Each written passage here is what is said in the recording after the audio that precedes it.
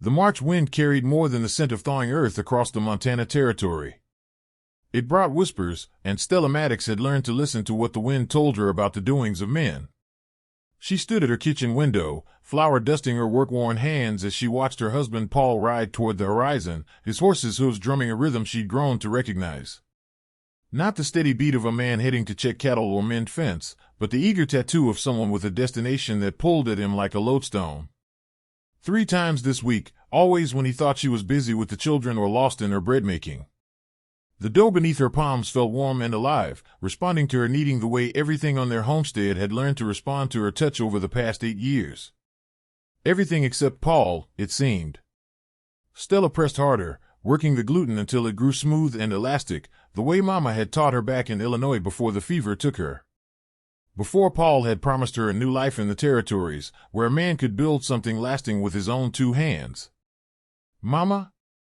6-year-old Emma tugged at her wool skirt, brown eyes wide with the particular worry that seemed to live in children who'd learned too young that the world held dangers. Papa rode off again without saying goodbye. Stella smoothed her daughter's dark hair, so like her own, and tried to keep her voice steady. He's got business in town, little bird. You know how it is with spring coming. Lots of preparations to make. But Emma was too sharp for such simple explanations, had been since the night last summer when the Donnelly place burned and they'd taken in the orphan children until relatives could be found. That experience had taught Emma to read the silences between adults, to notice when words didn't match the tension in a room. Mrs. Patton says town business don't usually require a man to wash and put on his good shirt, Emma said, her voice carrying that careful tone children used when they knew they were walking close to something adults didn't want discussed. Stella's hand stilled on the dough. Catherine Patton ran the mercantile with her husband, and she had eyes sharp enough to spot a hawk circling from 3 miles off. If Catherine was talking, it meant others had noticed too. In a territory where your nearest neighbor might be 5 miles away, news traveled with the efficiency of wildfire, and reputations could be built or destroyed on the strength of a single conversation. Mrs. Patton should mind her own affairs, Stella said, but even as the words left her mouth, she knew they sounded hollow. In frontier communities, everyone's affairs were everyone's business, because survival often depended on knowing which neighbor could be trusted to help when the wolves came calling, literal or otherwise. Emma nodded solemnly and returned to her arithmetic slate, but Stella caught the way her daughter's small shoulders remained tense, carrying burdens no child should have to bear. That sight sparked something fierce in Stella's chest, a protective instinct that had been growing stronger with each of Paul's unexplained absences. The sound of approaching horses drew her attention back to the window. 3 riders were making their way up the long approach to the house, moving with the unhurried pace of men who had official business. Stella recognized the lead rider immediately, Sheriff Coleman, a decent man who'd helped them through the troubles with the cattle rustlers 2 winters back. Behind him rode his deputy, young Pete Hawkins, and a third man Stella didn't recognize, though his store-bought clothes and soft hands marked him as someone from outside their territory. Stella wiped her hands on her apron and stepped onto the porch, Emma trailing behind her like a shadow. The March air bit at her face, but she stood straight, meeting their approach with the calm dignity her mother had insisted was a woman's greatest armor against whatever storms life might bring. "Morning, Mrs. Maddox," Sheriff Coleman said, touching the brim of his hat as he dismounted. His withered face carried an expression Stella had seen before, the careful neutrality of a man who had to deliver news that nobody wanted to hear. "Is Paul about?" "He's gone to town on business," Stella replied, noting how the sheriff's eyes flicked to the stranger, who was studying the homestead with the calculating gaze of someone taking inventory. "Can I help you with something, Sheriff?" The stranger stepped forward, pulling a leather portfolio from his saddlebags. "Mrs. Maddox, I'm Harold Garrett from the Territorial Land Office. I'm afraid there's been some irregularities discovered regarding the deed to this property." Stella felt the ground shift beneath her feet, though she kept her expression composed. "What kind of irregularities?" Garrett cleared his throat, the sound carrying across the yard like a death rattle. "It appears that certain financial obligations secured against this property have not been met. The original mortgage holder has initiated foreclosure proceedings." The words hit Stella like a physical blow, but she'd learned long ago not to show weakness when predators were circling. "That's impossible. Paul told me the land was paid clear when we settled here." According to these documents, Garrett continued, pulling papers from his portfolio with the practiced efficiency of a man who'd done this before, your husband took out a substantial loan against the property 6 months ago. The payments are now 4 months in arrears. Emma pressed closer to Stella's side, and Stella placed a protective hand on her daughter's shoulder. I'd like to see those documents. Garrett handed over the papers, and Stella's eyes moved across the legal language with growing horror. There was Paul's signature, clear as day, mortgaging their homestead for a sum that made her stomach clench. But it was the listed purpose of the loan that made her blood run cold, personal expenses and business investments. Where is your husband now, Mrs. Maddox? Sheriff Coleman asked gently. These folks have a legal right to know when they can expect payment or when they'll need to proceed with the sale. Stella's mind raced through the implications. If Paul had mortgaged the property without telling her, where had the money gone? Their cattle herd was healthy, their crops had done well last season, and they lived simply. She thought of his increasingly frequent trips to town, his new attention to his appearance, the way he'd started receiving mail that he collected himself rather than letting her pick it up at the post office. I expect him back by evening, she said finally. You're welcome to wait, or you can return tomorrow. Garrett consulted a pocket watch with the air of a man who had a schedule to keep. We'll return tomorrow morning.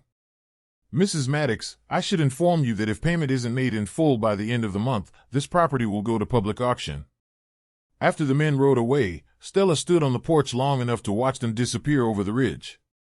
Emma tugged at her skirt again, looking up with eyes that held too much understanding. Are we going to lose the house, Mama? Stella knelt down to her daughter's level, taking the small hands in her own. I don't know yet, little bird. But I promise you this, whatever happens, we'll face it together. And we'll be smart about it. The rest of the day passed in a blur of forced normalcy. Stella went through the motions of daily life, tending the chickens, checking on the kitchen garden, helping Emma with her lessons, but her mind was working like a mill wheel, grinding through possibilities and plans. When 4-year-old Daniel woke from his nap, she gathered both children close for a story, needing the comfort of their warm bodies pressed against her as much as they needed her soothing voice. Paul returned just as the sun was setting, whistling a tune Stella didn't recognize. He swung down from his horse with the easy grace that had first caught her attention at a church social back in Illinois, when she was 17 and foolish enough to believe that charm and good looks were foundations strong enough to build a life on. Evening, darling, he said, dropping a kiss on her cheek as he passed. She caught a whiff of unfamiliar perfume, something floral and expensive that had no business on a working ranch. How was your day? Educational, Stella replied, setting his plate on the table with perhaps more force than necessary. We had visitors. Paul paused in the act of washing his hands, water dripping from his fingers back into the basin. Oh? Sheriff Coleman. And a man from the land office. Stella watched her husband's face carefully, noting the way his shoulders tensed and his jaw tightened. They had some interesting papers to show me. For a moment, the kitchen was silent except for the ticking of the mantel clock and the soft breathing of the children, who were playing quietly in the corner with their carved wooden animals. Paul dried his hands slowly, his back still turned to her. I can explain, he said finally. I'm sure you can. Stella's voice remained level, though inside she felt like a pot about to boil over. Question is whether your explanation will be worth listening to. Paul turned around, and Stella saw something in his face she'd never seen before, a kind of desperate calculation, as if he were weighing how much truth he could afford to tell. I needed the money for an investment opportunity. Something that could set us up for life. What kind of investment requires a man to mortgage his family's home without telling his wife? Paul ran a hand through his hair, a gesture she'd once found endearing but now recognized as a tell, something he did when he was preparing to lie. It's complicated, Stella. Business matters that you wouldn't understand. The condescension in his voice sparked something Stella had been holding back for months. Try me. There's a cattle venture starting up in Colorado. Big operation, with connections to the eastern markets. I put our money in as an investment, and when it pays off, we'll be able to buy twice the land we have now. Stella steadied her husband's face, noting the way his eyes wouldn't quite meet hers, the way his fingers drummed against his leg. She'd grown up with brothers who thought they could charm their way out of trouble, and she recognized the signs. And where exactly is this investment money now? It's tied up in the venture. It'll take a few more months before we see returns. Stella nodded slowly, as if considering his explanation. And I suppose this cattle venture is why you've been riding to town so often? Meeting with these business partners? That's right. Paul's voice carried more confidence now, as if he thought he'd successfully navigated the dangerous waters of her suspicion. Funny thing, Stella said, moving to the stove to check on the cornbread. I ran into Mary Holbrook at the post office last week. She mentioned seeing you coming out of the Gilded Rose Hotel. In the middle of the day. She thought it was odd, since that's not exactly the kind of place a man goes for cattle business. The silence that followed felt heavy enough to break the floorboards. Paul opened his mouth, closed it, then opened it again like a fish pulled from water. Stella, Emma, Daniel, Stella called to the children without taking her eyes off her husband. Go wash up for supper. The children obeyed with the quick efficiency of those who'd learned to read adult moods, disappearing into the back room where they kept the wash basin. Stella waited until she heard the sound of water splashing before she spoke again. How long? Paul slumped into his chair, the fight going out of him all at once. It's not what you think. How long, Paul? 6 months. The words came out barely above a whisper. Maybe 7. Stella felt something inside her chest pop, but it wasn't her heart breaking, it was something harder and more useful breaking free. What's her name? Lily. Lily Morrison. She works at the hotel. Stella nodded, filing the name away for future reference. And our money? The mortgage money? Paul's face flushed red. I wanted to set her up proper. Get her out of that life. She deserves better than. Better than what? Stella's voice cut through his explanation like a blade. Better than the life you already promised to another woman? Better than the home you built with your wife and children? Stella, please. I never meant for it to go this far. I thought I could handle both situations, keep everyone happy. Stella stared at her husband, seeing him clearly for perhaps the first time in years. The boy she'd married had grown into a man who believed he could have whatever he wanted without consequences, who thought charm could substitute for character. The payment is due at the end of the month, she said quietly.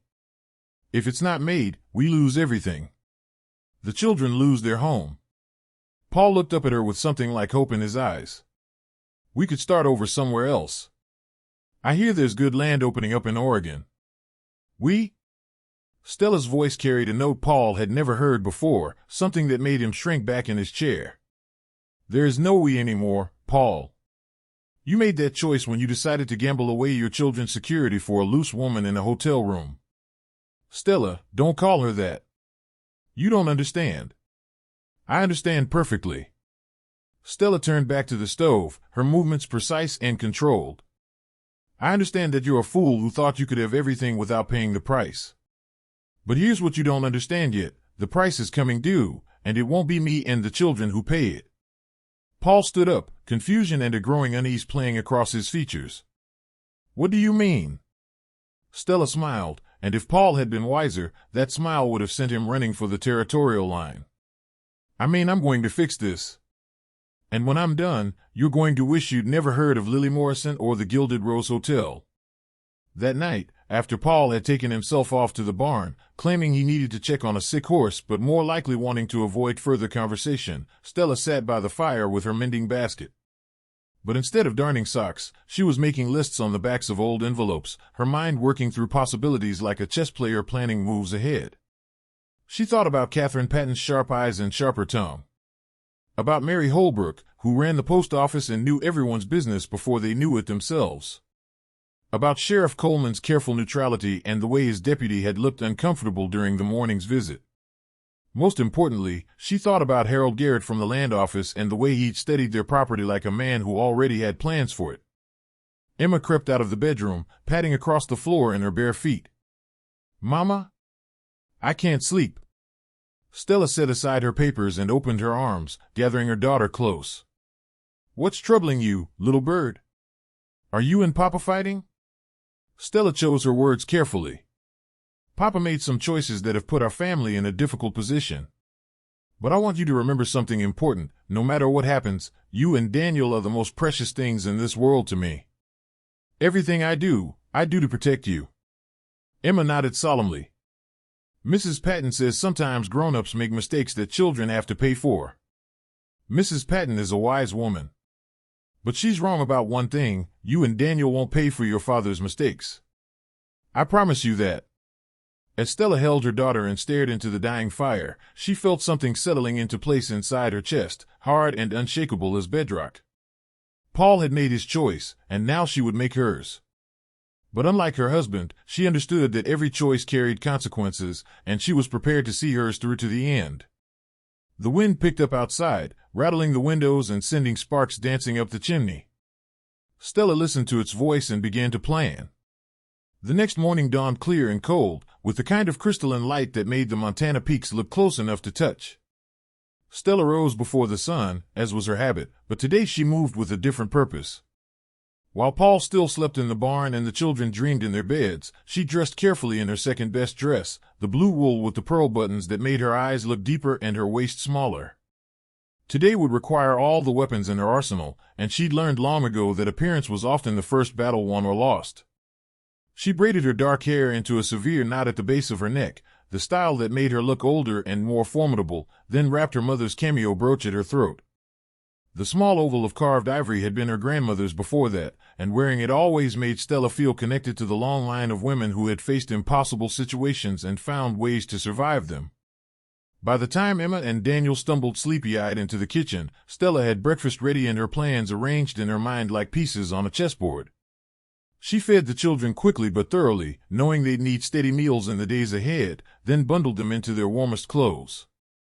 "Where are we going, Mama?" Daniel asked, struggling with the buttons on his coat. At 4, he still hadn't mastered the fine motor skills required for proper dressing, but he had the stubborn independence that ran in the Maddox bloodline. "To town," Stella replied, helping him with the stubborn buttons while Emma braided her own hair with practiced efficiency. "We have errands to run."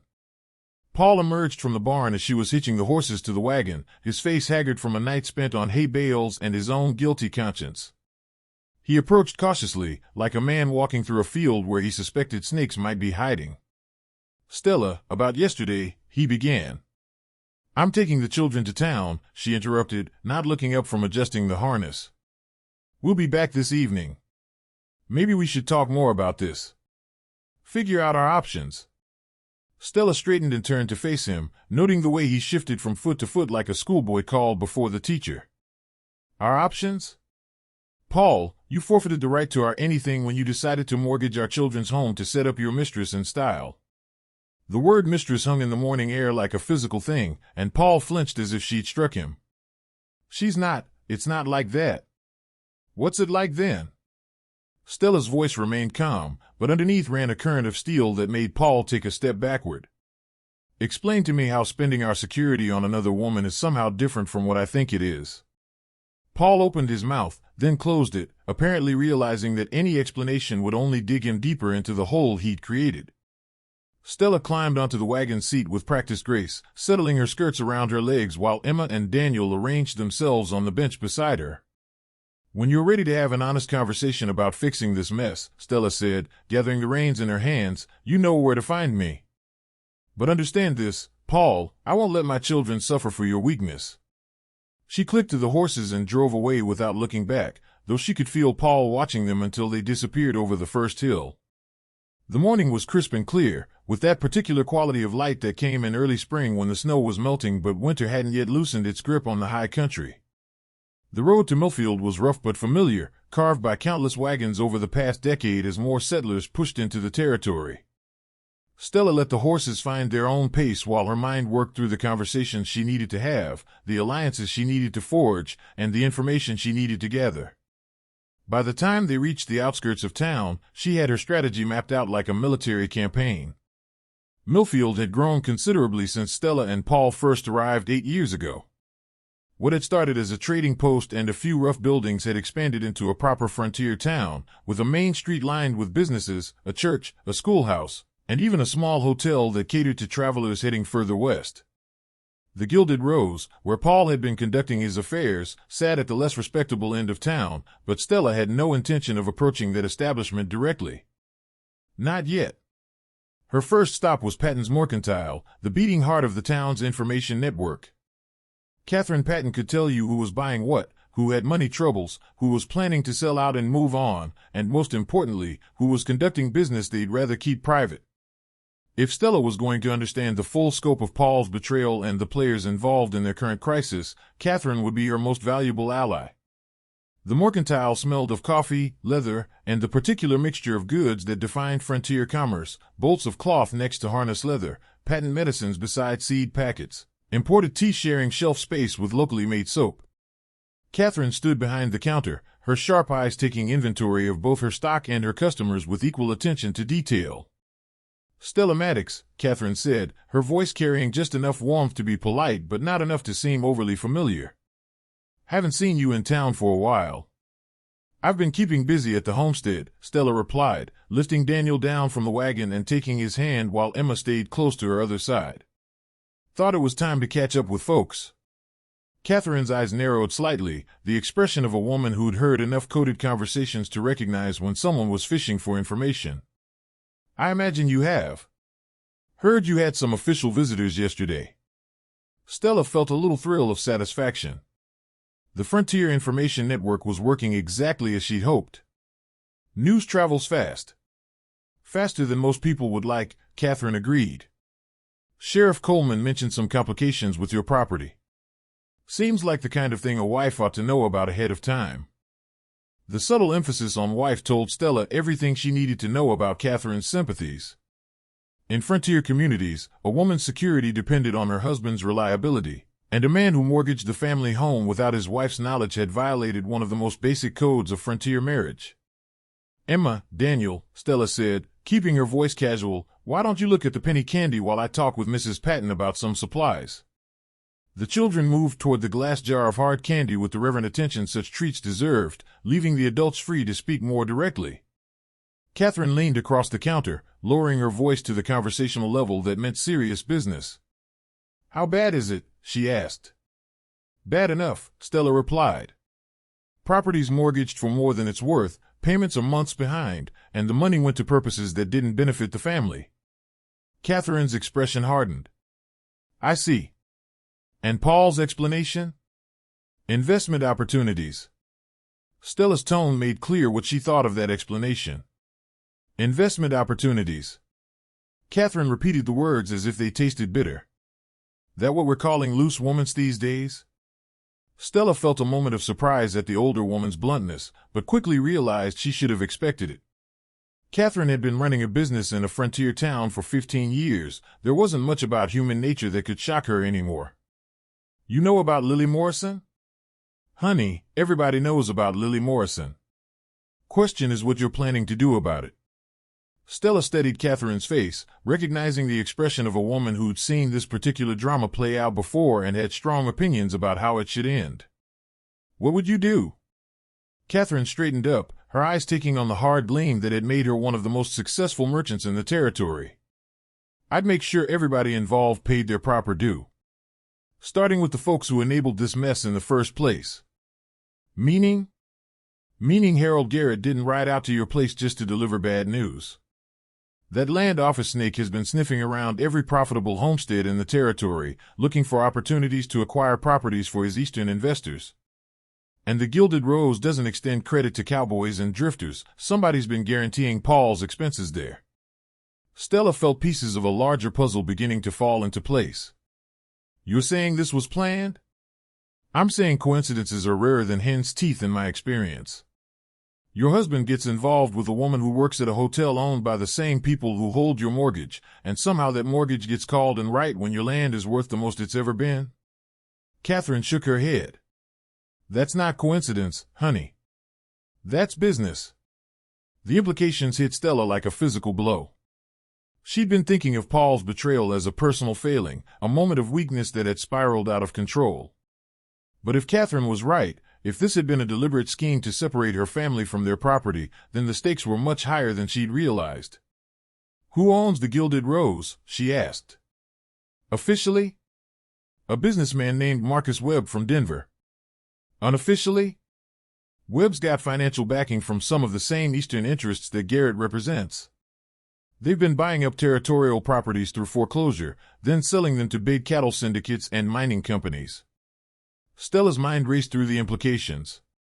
If Paul had been deliberately targeted, manipulated into mortgaging their property, then Lily Morrison wasn't just a woman who'd caught her husband's fancy. She was bait in a trap that had been carefully laid to steal their home. How do I prove it? Catherine smiled, and there was something predatory in the expression. Same way you prove anything in a territory where the law's still catching up to civilization. You gather witnesses, build your case, and make sure the right people hear the truth before the wrong people can cover it up. And how do I do that? By understanding that this isn't just about you and Paul anymore. If Webb and his people can steal your land this way, they can do it to anyone. Every homesteader in the territory has a stake in seeing this scheme exposed. Stella felt something shifting inside her chest, her personal anger expanding into something larger and more powerful. This wasn't just about revenge against an unfaithful husband, this was about protecting the entire community from predators who saw their hard-won homes as nothing more than opportunities for profit. I'll need help, she said. You'll have it, Catherine replied without hesitation. But you'll need to be smart about how you use it. These people have money and connections. They won't go down easy. Stella spent the next hour in quiet conversation with Catherine, learning about the network of relationships and obligations that held the frontier community together. She discovered that Mary Holbrook at the post office had noticed an unusual amount of mail passing between Paul and addresses in Denver. She learned that Doc Morrison, no relation to Lily, despite the shared name, had treated several homesteaders for suspicious injuries after they'd refused to sell their properties to Eastern buyers. Most importantly, she learned that Sheriff Coleman had been asking questions about irregularities in land transfers, but hadn't been able to build a strong enough case to challenge the territorial courts. When Stella finally gathered her children and prepared to leave the mercantile, she had the beginnings of a plan. But first, she needed to understand exactly what she was up against. That meant visiting the Gilded Rose Hotel and meeting Lily Morrison face to face. The Gilded Rose sat at the far end of Millfield's Main Street, beyond the respectable businesses and closer to the railroad siding where transient workers and traveling men conducted their less savory affairs. It was a 3-story building with pretensions to elegance, painted trim, fancy curtains in the windows, and a sign that proclaimed it offered fine accommodations for discerning gentlemen. But Stella could see the shabbiness underneath the paint, the way the building leaned slightly to one side, the bars on the ground floor windows that suggested the establishment's clientele wasn't always entirely voluntary. Stella left Emma and Daniel with Martha Henley, who ran a small cafe next to the post office and had agreed to watch the children for an hour in exchange for Stella's promise to share any interesting gossip she might gather. Then she walked purposefully toward the Gilded Rose, her mother's cameo catching the afternoon light and her blue dress rustling with each determined step. The hotel's lobby was gaudy and dimly lit, with red velvet furniture that had seen better days and oil paintings of questionable artistic merit decorating the walls. A heavy-set man with gold teeth and expensive clothes sat behind the front desk, looking up from his newspaper with the calculating expression of someone who was used to sizing up potential customers. "Help you, ma'am?" he asked, his tone suggesting that respectable women weren't frequent visitors to his establishment. "I'm looking for Lily Morrison," Stella said, keeping her voice level and polite. "I understand she works here." The man's eyes narrowed. "You family?" In a manner of speaking. Stella met his gaze directly, neither backing down nor offering more information than necessary. The man studied her for a long moment, then shrugged and jerked his thumb toward a staircase that led to the upper floors. "Room 12. Second floor." Stella climbed the stairs with measured steps, noting the worn carpet and the smell of cheap perfume mixed with tobacco smoke. The hallway was narrow and poorly lit, with doors spaced close together in a way that suggested the rooms were small and cheaply built. She found room 12 and knocked firmly but politely. "Come in," called a voice from inside. Stella opened the door and stepped into a room that was smaller than her kitchen at home but decorated with an attempt at feminine elegance. Pink curtains framed a single window, and a dressing table covered in cosmetics and jewelry sat against one wall.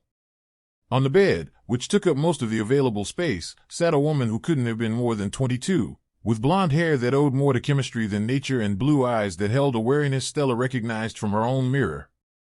"You're not who I was expecting," Lily Morrison said, pulling a silk wrapper more tightly around her shoulders. "I'm Stella Maddox," Stella said, stepping into the room and closing the door behind her. "Paul's wife." Lily's face went white, then flushed red, then settled into an expression of resigned acceptance. "I wondered when you'd come." Stella steadied the young woman, noting the expensive clothes and jewelry that seemed at odds with the shabby room, the way Lily's hands trembled slightly as she reached for a cigarette from the bedside table. This wasn't the brazen harlot Stella had been expecting, but rather a girl who looked trapped and frightened. "How long have you known?" Stella asked, settling herself in the room's single chair without being invited. "Known what?" Lily lit her cigarette with hands that shook just enough to be noticeable. "That he was married. That he had children." Lily took a long drag from her cigarette, using the time to compose her answer. "From the beginning. Men like Paul don't hide their wedding rings when they're trying to impress a girl. They just expect you to pretend not to notice. And you were comfortable with that arrangement?" Lily laughed, but there was no humor in the sound. "Comfortable? Lady, I haven't been comfortable since I was 15 years old and my stepfather decided I was old enough to pay my keep in ways that didn't involve housework." Stella felt her anger toward the younger woman beginning to shift into something more complex. "How did you end up here?" "Same way most girls end up in places like this. Bad choices, worse luck, and men who promise you things they never intend to deliver." Lily stubbed out her cigarette and looked directly at Stella. "Your husband promised to set me up in a little house of my own, away from this place. Said he was going to make enough money to take care of both his families." "Both his families?" "That's what he called us. His wife and children, and me and the baby I'm carrying." Stella felt the world tilt sideways. "You're pregnant?" Lily's hand moved protectively to her still flat stomach. 3 months along. That's why Paul was so eager to get me out of here, set me up somewhere safe. A woman in my condition can't work the way the hotel expects, and Webb doesn't keep girls around who can't earn their keep." Stella stared at the young woman, her carefully laid plans crumbling around her as new complications revealed themselves. She'd come here expecting to confront a scheming opportunist, but instead she'd found another victim of the same system that was trying to destroy her own family. "Does Paul know?" she asked finally. "I told him last week." That's when he started talking about the big investment that was going to pay off soon, how we'd all be set for life once his ship came in. Lily's voice carried a note of bitter experience. "Men always talk about ships coming in when they're about to do something stupid." Stella sat back in her chair, her mind working through the implications of this new information. If Lily was pregnant with Paul's child, if she was truly trying to escape the life Webb had trapped her in, then the situation was more complicated than a simple case of an unfaithful husband and his mistress. "What do you know about Marcus Webb's business?" Stella asked. Lily's expression grew cautious. "Why do you want to know?" "Because I think my husband was targeted deliberately. I think Webb and his people set up this whole situation to steal our land." Lily was quiet for a long moment, smoking another cigarette while she considered Stella's words. Finally, she nodded slowly. "Webb's got a system. He identifies properties he wants, then finds ways to separate the owners from their land. Sometimes it's through debt, sometimes through legal manipulation, sometimes through personal leverage." "Personal leverage like you?" "Like me. Like the other girls who work here. We're tools, Mrs. Maddox. Webb uses us to compromise men who have something he wants, then uses their shame and guilt to control them." Lily's voice grew harder with each word. "Your husband wasn't the first married man I was told to befriend, and he won't be the last." Stella felt a cold fury building in her chest, but it was no longer directed at the frightened young woman sitting across from her. "How many other families has he destroyed this way?" "I don't know exact numbers. But I've seen enough good men get pulled into this trap to know that Webb's got the system down to a science. He promises the girls a way out, promises the men a secret paradise, and promises the investors a steady supply of cheap land. Everybody gets what they want except the families who lose everything." Stella stood up, her decision crystallizing with the clarity that came when all other options had been taken away. "What would it take for you to testify against Webb in court?" Lily's eyes widened. Testify? Mrs. Maddox, women like me don't testify in territorial courts. Nobody would believe a word I said. They would if you weren't alone. If you had other witnesses, other evidence, other people willing to stand up and tell the truth. And what happens to me after I testify? Where do I go when Webb decides I'm too dangerous to keep around? Stella looked at the young woman, really looked at her for the first time, and saw not an enemy but a potential ally in a fight that was bigger than both of them. You come with me. You and your baby. We build a case together, and we make sure Webb and his people can never do this to another family. Lily stared at Stella as if she'd suggested they sprout wings and fly to Denver. You'd do that? You'd help me, after what I've done with your husband? You didn't seduce my husband, Miss Morrison. You were used as bait in a trap that was set for my family. That makes you as much a victim as we are. Stella moved toward the door, then paused.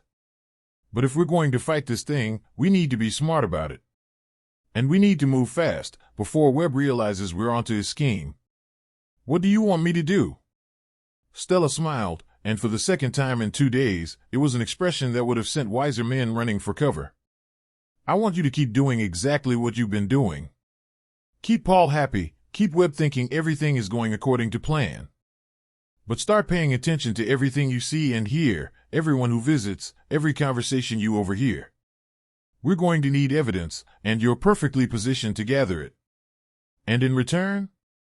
In return, you get a chance at the life Webb's been promising you. A real chance, not just another lie designed to keep you compliant. As Stella left the Gilded Rose and walked back toward the respectable part of town, she felt the weight of her expanded mission settling onto her shoulders.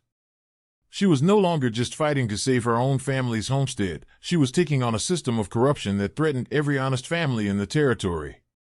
But she was no longer fighting alone, and that made all the difference. The sun was beginning to set by the time she collected Emma and Daniel from Martha Henley's cafe, and the three of them made their way back to the wagon for the journey home. As they drove through the gathering dusk, Stella found herself thinking about the long line of women who had faced impossible odds and found ways to survive them. Her grandmother, who had buried 3 husbands and raised 9 children during the Indian Wars. Her mother, who had built a thriving farm from nothing after her father died in a mining accident. And now Stella herself, who would either save her family's future or die trying. The spring evening was full of promise and danger in equal measure, and Stella Maddox was ready for both. The week that followed Stella's meeting with Lily Morrison passed in a whirlwind of carefully orchestrated activity that would have impressed a military strategist. Stella moved through her daily routines with the same steady competence she'd always shown, tending her children, managing her household, and maintaining the facade of a woman simply waiting for her husband to resolve their financial difficulties. But beneath the surface, she was building a network of allies and gathering evidence with the methodical precision of someone who understood that a single mistake could cost her everything. Paul, meanwhile, grew increasingly agitated as the deadline for the mortgage payment approached. He spent his days riding between town and home, his nights pacing the barn like a caged animal, and his meals pushing food around his plate while avoiding Stella's steady gaze. The weight of his choices had settled on his shoulders like a physical burden, bowing his back and aging his face in ways that 8 years of frontier hardship never had. On Wednesday morning, as Stella worked in her kitchen garden pulling weeds from between the rows of early spring onions, he finally broke. "Stella, we need to talk about leaving," he said, standing at the edge of the garden like a man afraid to step onto sacred ground. "I've been asking around, and there's good land opening up in Oregon Territory. We could start fresh there, build something new." Stella continued working, her hands steady as she separated the tender green shoots from the encroaching weeds. The earth was dark and rich beneath her fingers, pregnant with the promise of summer abundance, and she found comfort in the simple rhythm of nurturing growth. "Running away won't solve this problem, Paul. It's not running away. It's being practical about our situation." Paul's voice carried the desperate edge of a man who could see the walls closing in around him. "We can't pay what they're asking, so we need to cut our losses and move on while we still can." Stella straightened slowly, brushing soil from her hands before turning to face her husband.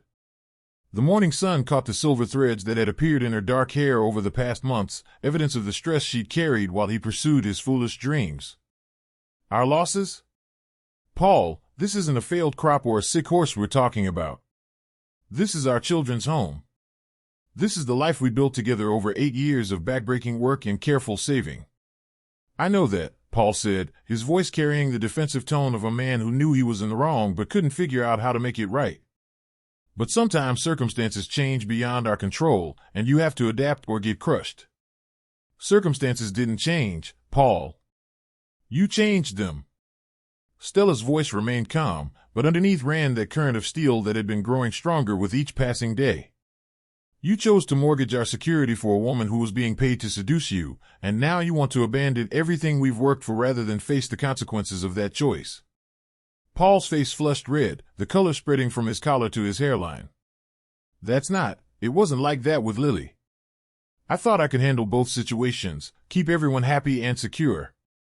Then what was it like?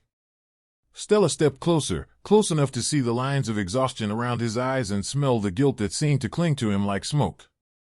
Explain to me how you accidentally fell in love with a woman who works for the same people who want our land. Help me understand how that's just an unfortunate coincidence.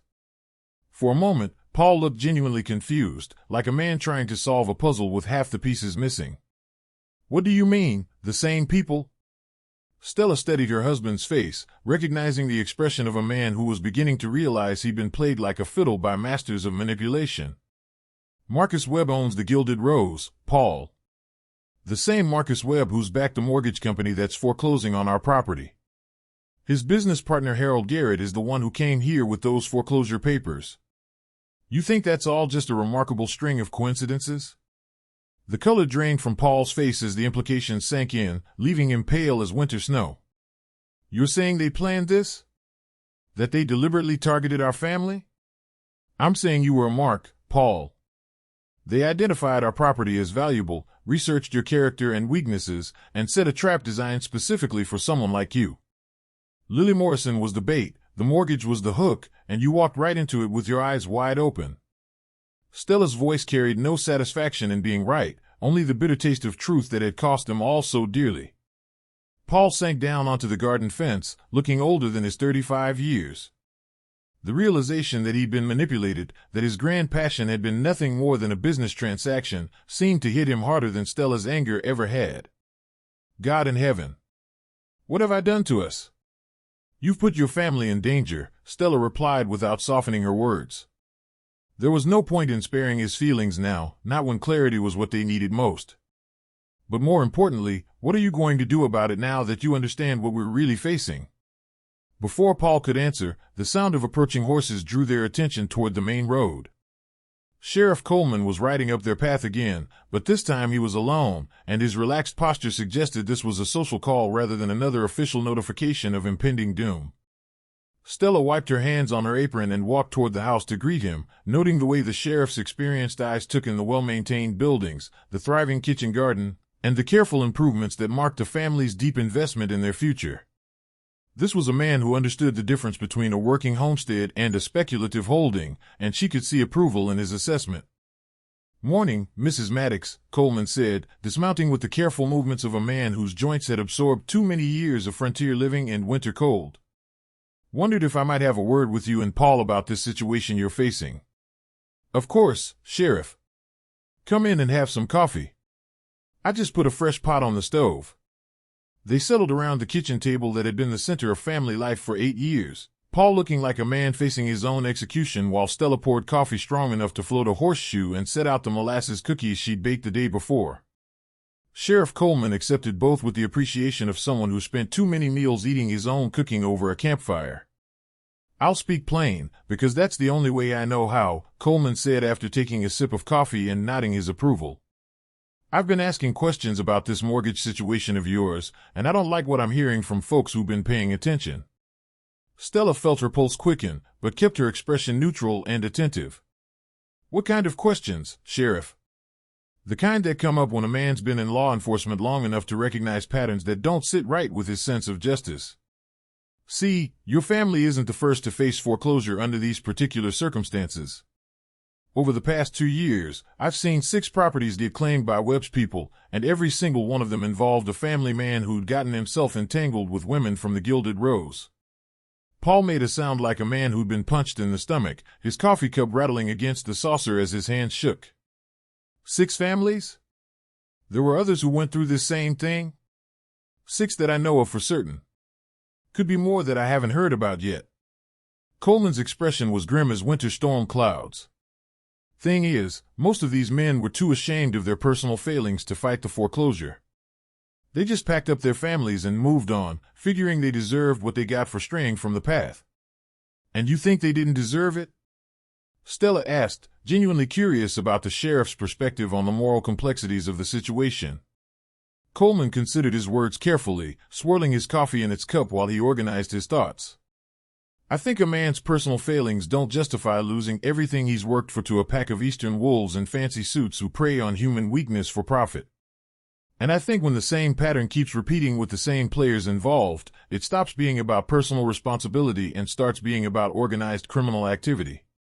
Stella felt a surge of hope building in her chest, but forced herself to remain cautious. She'd learned too much about disappointment lately to let optimism run away with her common sense. What can be done about it legally? Legally? Not much, unless we can prove fraud or coercion in a court of law. These people are careful to stay just inside the boundaries of what's technically legal, even when they're violating every principle of decent behavior that civilized people hold dear. Coleman paused to take another sip of coffee, gathering his thoughts like a man preparing for battle. But the territorial courts do recognize community standards and the testimony of respected citizens, and if enough people were willing to testify about a pattern of predatory behavior. You're talking about a community action, Stella said, understanding beginning to dawn like sunrise over the mountains. I'm talking about neighbors standing up for neighbors the way frontier communities are supposed to work. I'm talking about decent people refusing to let predators destroy families for profit. Coleman's voice carried the quiet authority of a man who'd spent years maintaining order in lawless places. But it would require some folks to be brave enough to tell the truth in public, even when that truth makes them look bad. Paul looked up from his hands for the first time since the conversation began, and Stella saw something new in his expression, not just shame and regret, but a growing determination that reminded her of the young soldier she'd married. Sheriff, I know I brought this disaster on my family through my own weakness and stupidity. I know I made choices that put my wife and children at risk for the sake of my own selfish desires. But if there's a way to fight this thing, to protect other families from going through what we're facing, then I want to be part of it. There might be a way, Coleman said slowly. But it would require some folks to be brave enough to tell the truth, even when that truth makes them look foolish or guilty of poor judgment. Stella reached across the table and placed her hand over Paul's, feeling the calluses and scars that marked years of honest work.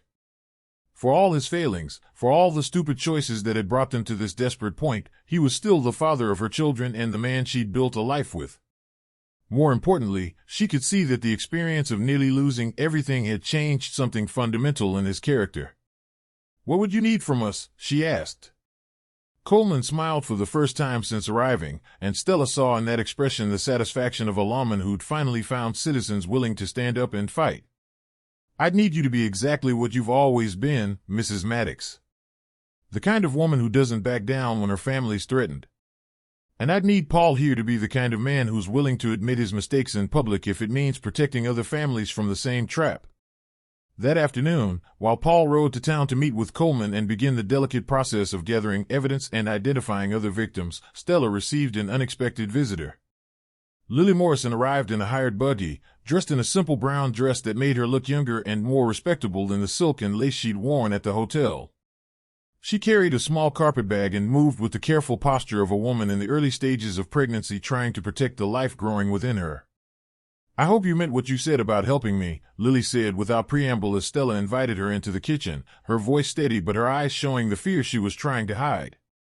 Because I can't go back to the Gilded Rose, and I don't have anywhere else to turn. Stella poured tea from the pot she kept warm on the stove and waited for Lily to explain, noting the way the younger woman's hands shook slightly as she lifted the delicate cup to her lips. There was something different about Lily today, a desperation that went beyond the ordinary troubles of a woman in her profession.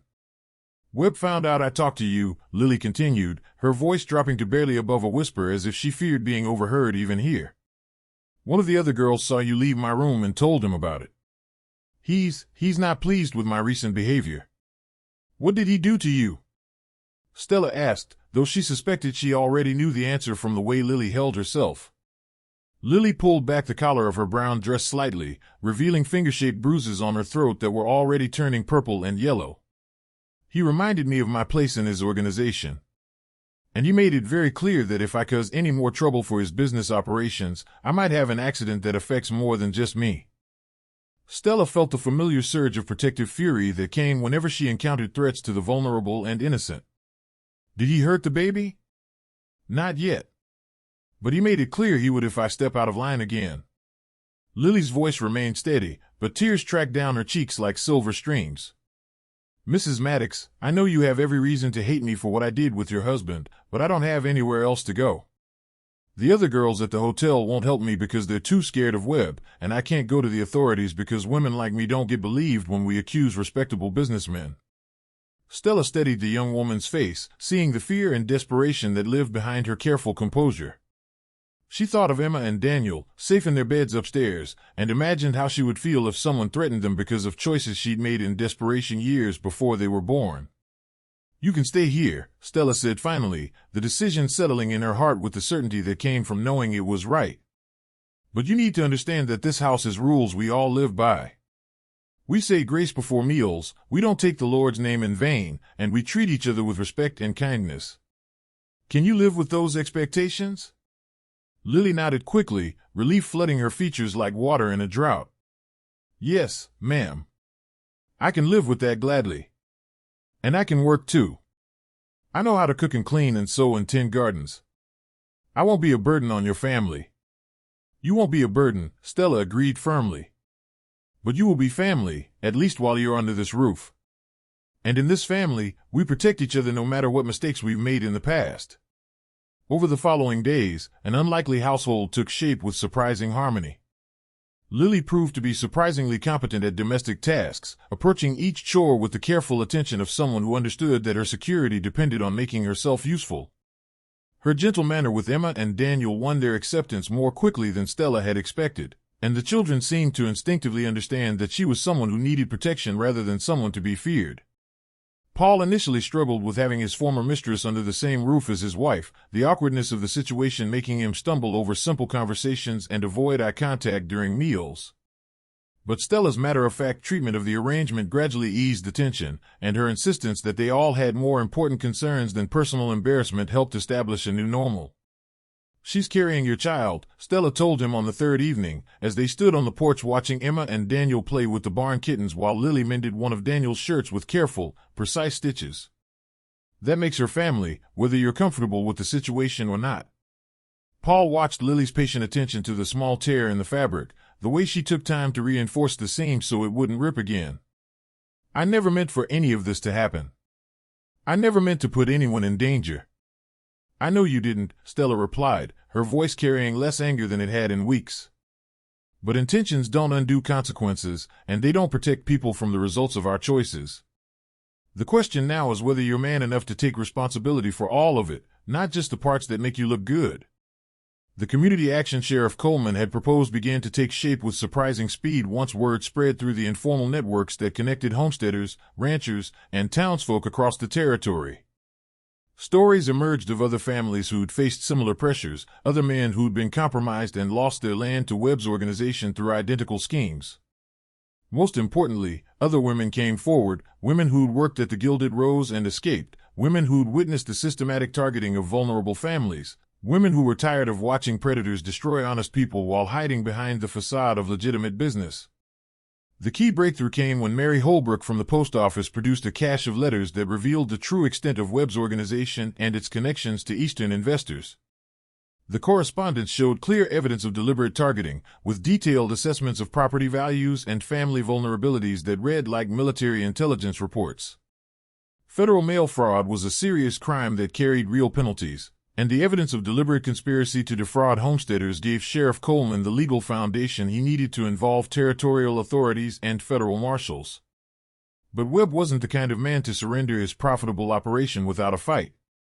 On the Thursday before the mortgage payment was due, he arrived at the Maddox homestead with 6 armed men, ostensibly to assess the property for foreclosure but clearly intending to intimidate anyone who might be thinking of causing trouble for his business interests. Stella was hanging laundry on the line behind the house when she saw the riders approaching, their tight formation and aggressive bearing marking them as men comfortable with violence and accustomed to using intimidation as a business tool. She called sharply to Emma and Daniel, who were playing in the yard with their wooden toys, and they responded immediately to the tone that meant serious danger. Lily, Stella called toward the house where the younger woman was preparing dinner, take the children inside immediately and stay away from the windows. Paul emerged from the barn where he'd been repairing harness, taking in the situation at a glance. For all his personal failings and poor judgment in matters of the heart, he'd been a soldier before becoming a homesteader, and he understood the language of force and the posture of men who came looking for trouble. He positioned himself between the approaching riders and his family, his hand resting casually on the rifle he carried for protection against wolves and other predators. Webb dismounted with theatrical flourish, his expensive clothes and soft hands marking him as a man unaccustomed to physical labor or honest work. He was younger than Stella had expected, perhaps 40, with the kind of polished appearance that came from never having missed a meal or slept on the ground or worried about where his next dollar was coming from. "Mrs. Maddox," he said, touching the brim of his hat in a mockery of frontier courtesy that fooled no one. "I do hope you're prepared for tomorrow's deadline." "We're prepared for whatever tomorrow brings," Stella replied, her voice steady despite the hammering of her heart and the protective fury building in her chest. Webb smiled, but there was no warmth in the expression, only the cold calculation of a predator sizing up his prey. "I do hope so. It would be most unfortunate if any complications arose that might endanger your family's continued safety and well-being." The threat was clear enough to make Stella's blood run cold, but before she could respond, the sound of more horses drew everyone's attention to the ridge above the homestead. Sheriff Coleman was approaching with a group of riders that included Doc Morrison, Catherine Patton's husband Jim, and a dozen other men Stella recognized as neighbors and townspeople who decided they'd had enough of Webb's predatory business practices. "Afternoon, Webb," Coleman called as the group rode into the yard with the casual confidence of men on their own territory. "Heard you were planning to conduct some official business out here. Thought we'd observe the proceedings, make sure everything's conducted according to territorial law and community standards." Webb's confident expression faltered as he realized he was suddenly outnumbered by people who had no intention of backing down or being intimidated. "This is a private business matter, Sheriff. These people have no legal standing here. Property foreclosure is a matter of public record in this territory," Coleman replied with the mild tone of a man who held all the good cards. "These folks have every right to witness the proceedings and ensure everything's conducted properly." What followed was a tense standoff that lasted nearly an hour, with Webb's hired men clearly uncomfortable with the odds and the community members making it crystal clear they weren't going anywhere until the unwelcome visitors departed. Finally, Webb remounted his horse with as much dignity as he could manage under the circumstances. "This isn't over, Mrs. Maddox," he said, directing the words at Stella with the particular venom men like him reserved for women who refused to be intimidated. "No," Stella agreed, meeting his gaze directly with the fearlessness that had sustained her through 8 years of frontier life. "It isn't over. But when it is over, you'll find that frontier justice tends to favor honest people over eastern carpetbaggers who prey on families for profit." That evening, as the community members shared a meal at the Maddox table and planned their strategy for the legal proceedings ahead, Stella felt something she hadn't experienced in months: genuine hope. Not just for her own family's future, but for the kind of community they were building together through shared struggle and mutual support. The foreclosure hearing 3 days later drew the largest crowd the territorial courthouse had ever seen, with homesteaders and townspeople traveling from across the territory to witness what many saw as a test case for frontier justice. Stella testified about the circumstances surrounding the mortgage, her voice steady and clear as she described the deliberate deception that had targeted her family. Her testimony was backed by extensive documentation Mary Holbrook had compiled from postal records that showed the systematic nature of Webb's operations. Lily Morrison, dressed in her simple brown dress and speaking with quiet dignity, described Webb's systematic use of vulnerable women to compromise targeted men. Her testimony was particularly powerful because she spoke not as a victim seeking sympathy, but as a witness providing evidence of criminal conspiracy. Sheriff Coleman presented comprehensive evidence of the broader pattern of fraud that had victimized multiple families across the territory. Most importantly, the community itself testified, not just about the specific crimes, but about the values they were fighting to protect and the kind of society they wanted to build in the wilderness. The territorial judge, a man who'd built his own homestead before taking the bench, listened with the attention of someone who understood exactly what was at stake. The verdict, when it came, was swift and comprehensive. The mortgage was declared fraudulent, the foreclosure invalid, and Webb's organization was ordered to cease operations in the territory. Federal marshals would handle the criminal prosecutions, but the immediate threat to the Maddox family and others like them was finally over. As winter settled over the Montana Territory with its familiar blanket of snow and cold, life at the Maddox homestead found a new rhythm that none of the participants could have imagined months before. Paul had thrown himself into the work of rebuilding trust, both with his family and his community, approaching the task with the same determination he'd once applied to clearing fields and building fences. The experience of nearly losing everything had changed him in ways that went deeper than shame or regret. He discovered that being a man meant protecting what mattered most, not pursuing what seemed easiest or most immediately gratifying. Lily Morrison had indeed become family, though not in any way the participants could have predicted when this strange arrangement began. She and Stella had developed a partnership based on mutual respect and shared purpose, raising the children together and managing the expanded household with the efficiency that came from necessity and grew into genuine affection. When Lily's daughter was born in February during a howling blizzard that kept Doc Morrison snowbound for 3 days, she was welcomed as naturally as if she'd been planned and expected from the beginning. Emma and Daniel adjusted to their expanded family with the remarkable resilience of children who'd learned that love came in many forms and that families could be built on foundations stronger than blood alone. They called Lily Aunt Lily without prompting and treated baby Rose as their sister without question or reservation. The adults' complicated history was less important to them than the security of knowing they were surrounded by people who would protect them no matter what storms might come. The legal victory had implications that reached far beyond the Maddox homestead and the immediate community. The publicity surrounding the case had exposed similar schemes operating throughout the Western Territories, leading to federal legislation that strengthened protections for homesteaders and made it much harder for Eastern syndicates to manipulate territorial land laws for their own profit. Stella found herself corresponding with women in other territories who were organizing their own communities to resist predatory practices and protect vulnerable families. But perhaps the most important change was in Stella herself. The crisis had revealed strengths she hadn't known she possessed and had taught her that sometimes the greatest act of love was refusing to accept injustice quietly.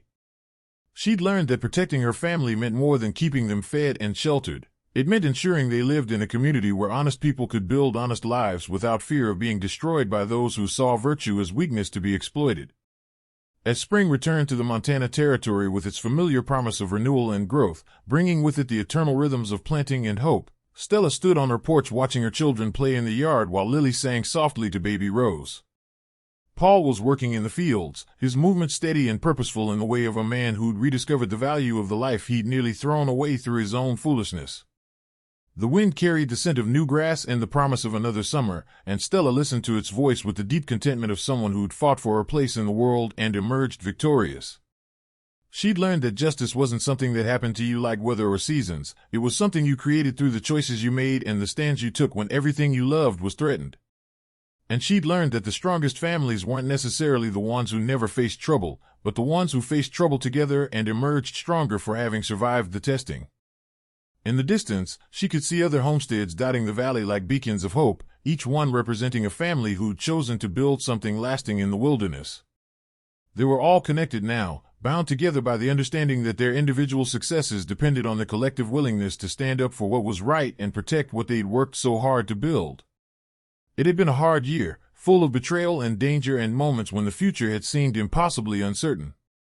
But it had also been a year of discovery, of hidden strengths, unexpected allies, and the kind of grace that came from forgiveness earned through genuine change and demonstrated commitment. As Stella watched her children laugh and play in the security of their restored home, she felt the deep satisfaction that came from knowing she'd helped build something truly worth preserving for future generations. The frontier was still wild and dangerous, still full of people who would take advantage of the innocent and vulnerable if given the chance. But it was also full of people like Sheriff Coleman and Catherine Patton and Mary Holbrook, people who understood that civilization wasn't just about law and order. It was about the willingness of good people to stand together against those who would destroy what they'd worked so hard to build with their own hands and hearts. Stella Maddox had learned that the greatest revenge against those who tried to break you was simply refusing to be broken, standing firm in your convictions, and building something beautiful from whatever remained. And sometimes, if you were very lucky and very brave and very determined, that refusal could help create something magnificent from the wreckage of what they tried to destroy.